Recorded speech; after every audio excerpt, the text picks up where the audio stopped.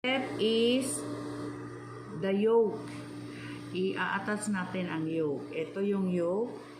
We have to take the center of the yolk and center of the body.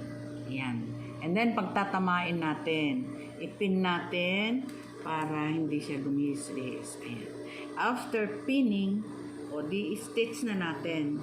I-attach na natin 1/2 inch ang kanyang allowance. Backing.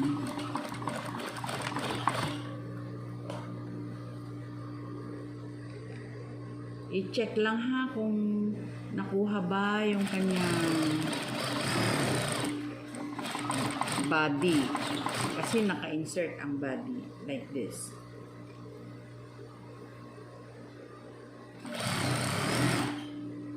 Check lang lagi.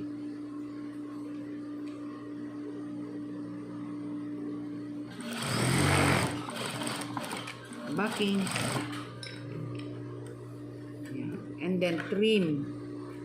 Kailangan ma-trim kasi makikita yan kapag pinalansya na. 1/4 lang ang ititira natin. Maliit lang para manipis.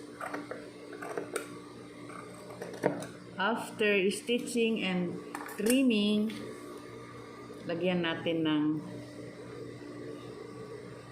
stay stitch or top stitch. Ayan o, top stitch. Babanatin natin ha. I-clear natin yung ilalim. Ayan, naka-insert ang body doon sa yoke. Naka-insert. Tapos, top stitch para matibay.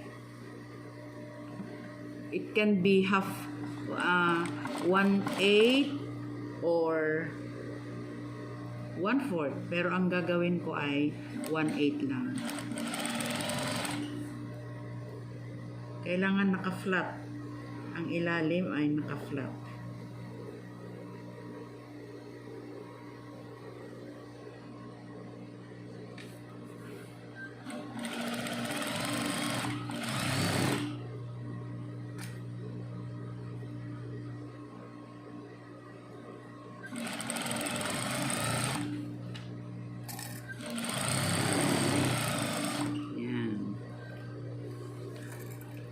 So, ito na yung ating yoke. After that, attach shoulder. Ito yung kanyang front. Ito yung kanyang front. Dito sa, siyempre, right side to right side. Left and right. Ito. Right side to right side. Ipipin muna natin. Pinning, situate na ang kanyang center ay magkatapat.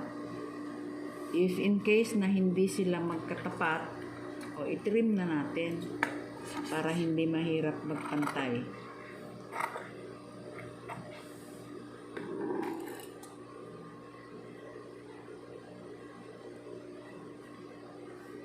Trim.